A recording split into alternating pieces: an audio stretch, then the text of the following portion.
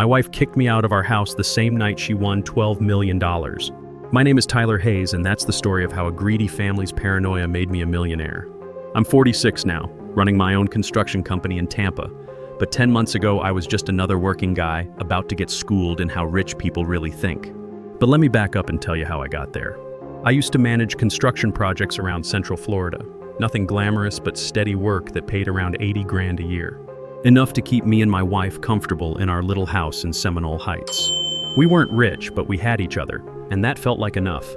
Miranda was the kind of woman who could turn heads walking into a room. We met at a coffee shop in Hyde Park back in 2018. She was reading some art book. I was nursing a hangover from my buddy's bachelor party. She looked up, smiled, and that was it. What I didn't know then was that Miranda came from serious money. The Ashford family owned commercial real estate from Tampa to St. Petersburg. Old Florida money that went back generations, the kind that builds country clubs and expects everyone to kiss their ass. Miranda's father, William Ashford, made it clear I wasn't his first choice for a son-in-law. First time I met him at their Bayshore mansion, he looked at my Chevy truck like someone had dumped garbage on his driveway. "So Tyler," he said over dinner, cutting his steak with surgical precision, "Miranda tells me you work in construction." "Construction management," I said. "I oversee residential projects, handle budgets, coordinate crews." He nodded. How practical. Miranda's mother, Elizabeth, was worse. All Southern charm on the surface, but you could feel the judgment underneath. During our engagement, she kept suggesting more appropriate venues for someone of my background. The prenup conversation happened 3 weeks before our wedding. William called it a family discussion, but it felt more like an interrogation. I should have seen the warning signs then. "Now, Tyler," William said, adjusting his reading glasses as he slid the papers across his mahogany desk. "This is just standard practice for families like ours. Nothing personal, you understand. Just protecting what's been built over generations." I should have read it more carefully. I should have hired my own lawyer. But Miranda was sitting there looking embarrassed, apologizing for her father's paranoia, and I was so caught up in proving I wasn't after their money that I barely glanced at the thing. "What's yours stays yours. What's mine stays mine," I said, signing on the dotted line. Simple enough. Actually, William's lawyer, a thin man named Pemberton, interjected. Section 4.2 specifies that any assets, prizes, or winnings acquired during the marriage will be considered marital property subject to equitable distribution. I nodded like I understood what that meant. Love makes you stupid, and I was stupidly, completely in love with Miranda. Little did I know I was signing the document that would eventually make me a millionaire. For 6 years, marriage was good. Miranda taught art classes at the community center, made about $28,000 a year. We talked about kids, maybe a bigger house, regular married people stuff. Miranda played the same lottery numbers every week. Her grandmother's birthday, our wedding date, her lucky number 7. "Someday, Ty," she'd say, "these numbers are going to change everything." October 12th, 2024. I was on a job site in West Chase when Miranda called at 4:23 p.m. screaming, "Tyler, oh my God, Tyler, we won!" We actually won. I thought she was talking about some church raffle or something. "Won what, babe?" "The lottery, $12 million, Tyler!" $12 million. She was sobbing now. I bought the ticket at that Wawa on Colonial Drive during lunch. "The same numbers, Ty. Grandma's birthday, our anniversary, everything." The winning ticket, purchased at 3:47 p.m. with our joint debit card for $2, would change everything. I left the job site, ran 3 red lights getting home. When I got there, Miranda was dancing around our kitchen with the ticket, crying. "Look at the numbers," she said. "It's real, Ty, we're millionaires." For 15 minutes, we made plans. After taxes, Florida doesn't tax lottery winnings, we'd have about $8.1 million. Pay off the mortgage, buy that Davis Islands house, take real vacations. Maybe I'd start my own company. Then her family showed up. William, Elizabeth, Miranda's brother Bradley, even her Aunt Catherine, who usually ignored me. They brought champagne, but something was off. They weren't celebrating with us, they were celebrating around me. Conversations stopped when I walked into rooms. William and Bradley exchanged looks. Elizabeth avoided eye contact.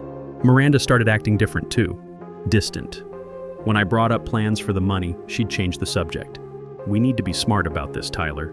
Daddy knows financial advisors." 3 weeks later, November 5th, they called another family discussion. Miranda wouldn't look at me. William and Elizabeth sat on either side of her like lawyers. Bradley leaned against the fireplace, smirking. "Tyler," Miranda said, "we need to talk about our situation." My stomach dropped. "What situation?" William cleared his throat. "Son, this lottery win changes things. Miranda's windfall needs proper protection."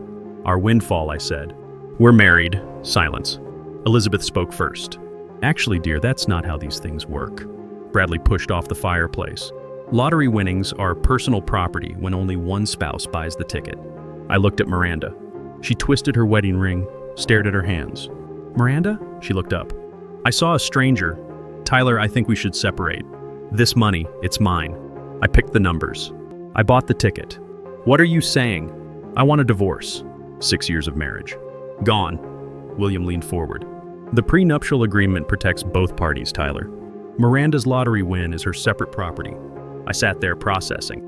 These people had tolerated me for 6 years, and now they were throwing me away for money. But they had no idea what they'd just started. I see, I said. So this was planned. Nothing was planned, Miranda snapped. But I'm not letting anyone take advantage of me. Take advantage. That's what she called our marriage. Fine, I said. I'll pack. The relief on their faces was obvious. They thought I'd roll over, take whatever scraps they threw me, disappear quietly. They were wrong. That night, same night Miranda won $12 million, I moved into Extended Stay America on International Drive, $120 per night. 3 hours after getting kicked out, I was on my laptop Googling divorce lawyers. I called Patricia Mills the next morning. Patricia Mills specialized in high-asset divorce cases. Her consultation was $800, money I couldn't afford, but the best investment I ever made. Mr. Hayes, Mills said in her Ashley Drive office, tell me about this prenuptial agreement. I handed her my copy. Mills read through it, eyebrows rising. This is interesting, she said. Your in-law's attorney was thorough. Too thorough, what do you mean? Mills pointed to section 4.2, right here. It clearly states that any assets, prizes, or winnings acquired during marriage are marital property subject to equitable distribution. But they said lottery winnings are personal property. Mills smiled, not a nice smile. Under Florida Statute 61.075, lottery tickets bought with marital funds during marriage are marital property. This prenup specifically overrides other protections. The irony hit me. The same document they used to keep me from their money was about to hand me half of Miranda's jackpot. But what happened next would shock everyone, including me. So I get half, according to this document they made you sign. Potentially, but they'll fight hard. My retainer is $22,000. I maxed out credit cards and borrowed against my 401k. Cleaned me out, but I was all in. Over the next month, the Ashford family made their strategy clear. They hired the most expensive divorce attorney in Florida, a shark named Harrison Blackwood, who charged $1,500 an hour and specialized in protecting wealthy families. Blackwood sent threatening letters demanding I drop any claim to the lottery money. He argued that since Miranda had selected the numbers and purchased the ticket herself, it was clearly her separate property. What they didn't count on was Mills' thoroughness. She documented everything when the ticket was purchased at exactly 3:47 p.m. on October 12th, what account the money came from, our joint Wells Fargo checking, the fact that Miranda had been using our shared account to buy lottery tickets for years, creating a clear pattern of marital spending.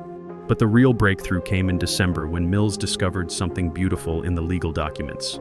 Tyler, she said during one of our strategy sessions, your in-laws just handed us the case.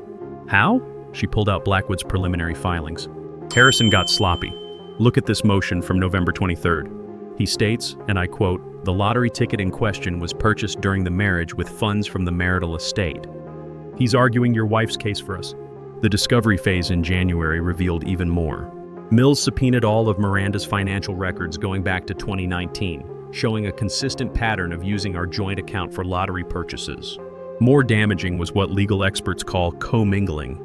Miranda had mixed the lottery money with other marital assets, making it impossible to claim it was truly separate property. Meanwhile, Miranda was living it up. She'd bought a new Mercedes CLS for $92,000 on November 18th, moved into a luxury condo in Westchase for $850,000, and was posting photos from expensive restaurants like Oyster Catchers and Burns Steakhouse all over social media. Every purchase was documented evidence of her treating the lottery money as marital property. But they didn't stop there. The Ashford family hired a private investigator to dig up dirt on me in January. They found nothing. I'd lived a clean life. Desperate, they tried claiming I'd been emotionally abusive, hoping to reduce my settlement. Miranda gave a deposition claiming I'd been controlling and manipulative. The problem was they had no evidence. No police reports, no medical records, no witnesses. It was pure fabrication, and Mills demolished their claims with phone records showing Miranda had made all our major financial decisions, bank statements proving I'd never controlled her access to money, and her own social media posts showing her living freely throughout our marriage. The formal divorce proceedings began in January. Blackwood came out swinging, trying to intimidate me into settling for nothing. During our first court appearance at the Hillsborough County Courthouse on January 20th, he strutted around in his expensive suit, making condescending remarks about opportunistic spouses. "Your Honor," Blackwood argued to Judge Martinez, "Mr. Hayes is attempting to claim half of winnings that his estranged wife earned through her own intuition and luck. The lottery ticket was purchased with Mrs. Hayes' personal funds using numbers she selected. This is clearly separate property." Judge Martinez was known for being no-nonsense, with 22 years on the family court bench. She listened patiently to Blackwood's grandstanding. Mills stood for our response. "Your Honor, Florida law is clear on this matter.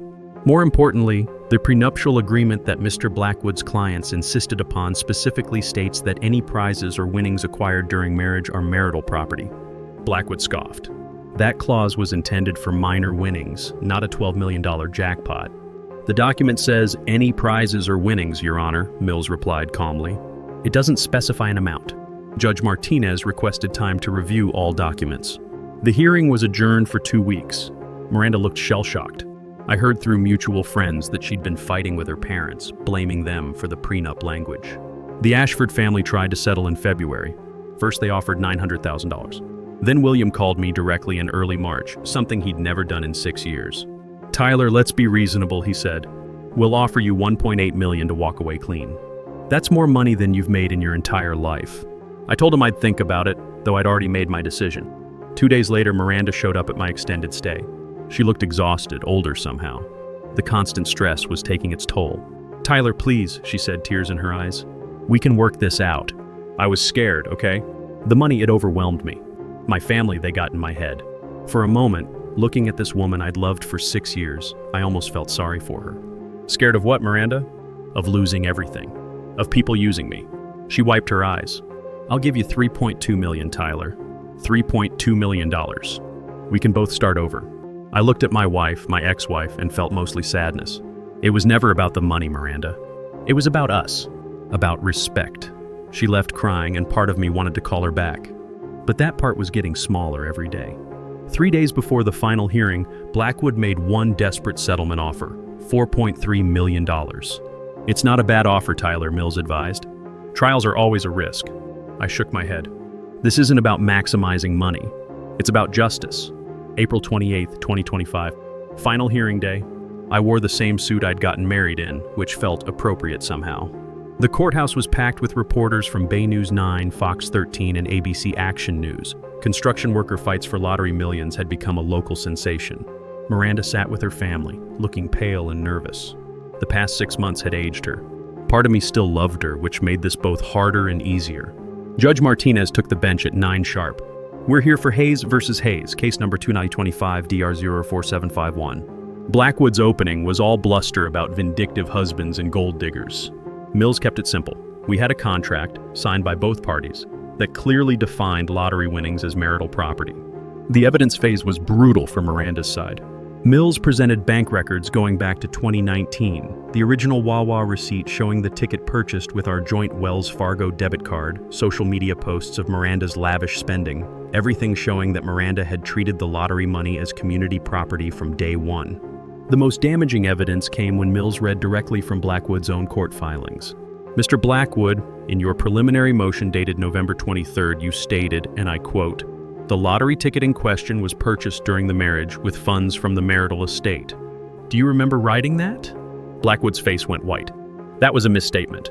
A misstatement that you signed and filed with this court under penalty of perjury?" "I misspoke in the document. I meant to say," Mills interrupted. "Your Honor, Mr. Blackwood's own filings support our position. He's acknowledged that marital funds were used to purchase the winning ticket." When Miranda took the stand, she looked fragile. Blackwood had coached her, but she was clearly rattled. Mills' cross-examination was surgical. "Mrs. Hayes, you testified that you always intended to keep lottery winnings separate. Is that correct?" "Yes." "Then why did you deposit the entire $8.1 million into your Bank of America checking account, which you've been using for marital expenses?" Miranda glanced desperately at Blackwood. "I needed somewhere to put it. You have a separate account at SunTrust Bank with over $67,000, correct? An account your husband has never accessed?" "Yes. So you chose to mix the lottery money with marital funds, correct?" I guess so." Mills pulled out purchase receipts. You bought a Mercedes on November 18th for $92,000 using lottery money, correct? Yes. Did you consult your husband about this purchase? We were separated. Ma'am, you didn't file for divorce until November 28th. You were still married. Did you discuss this major purchase with your husband? Miranda's voice was barely a whisper. No. After lunch, Judge Martinez delivered her decision at exactly 2:15 p.m. I've reviewed all evidence and applicable law, she began. The prenuptial agreement signed in December 2017 is clear and unambiguous. Section 4.2 explicitly states that any prizes or winnings acquired during marriage are marital property. Florida Statute 61-75 supports this interpretation. Miranda started crying. Elizabeth grabbed her hand. Furthermore, the defendant's actions in commingling the lottery winnings with marital assets demonstrates her own recognition that these funds were marital property. I held my breath. Therefore, I'm awarding Mr. Hayes 50% of the net lottery winnings, totaling $4.05 million. Mrs. Hayes, you have 60 days to liquidate assets if necessary to meet this obligation. The gavel came down at 2:18 p.m. with finality. Outside the courthouse, reporters asked how I felt about winning. Justice always feels good, I said, which made the evening news. But standing there in the Tampa humidity, watching Miranda cry in her father's arms, I didn't feel much like celebrating. I'd won, but winning meant destroying the woman I'd once loved completely. The revenge I'd dreamed about during those lonely nights in the extended stay didn't taste as sweet as I'd imagined. 6 months later, I used part of my settlement to buy Hayes Construction from a retiring contractor on Dale Mabry Highway. We specialize in affordable housing throughout the Tampa Bay area, and we're doing good work. We employ 47 people now, and I sleep better at night knowing we're helping families get into decent homes. Miranda had to sell her Mercedes, return the deposit on her West Chase condo, liquidate most of her designer purchases from International Plaza, and even sell some jewelry to pay the settlement. Last I heard, she was working at her father's real estate office in Carrollwood, making around $44,000 a year. Decent money, but nothing like the millions she'd briefly had. The Ashford family never spoke to me again, which was probably for the best. Sometimes I wonder what would have happened if they'd just accepted me as family, if they'd seen the lottery win as something we could all celebrate together. But that wasn't who they were. When push came to shove, they chose money over people, greed over loyalty. The irony still makes me smile sometimes. They were so worried about protecting their wealth from me that they created the very weapon I used to claim half of the biggest windfall any of us had ever seen. I don't consider it revenge. I consider it consequences. Sometimes people need to learn that treating others like garbage has a price. And sometimes, if you're lucky, the bill comes due exactly when it should.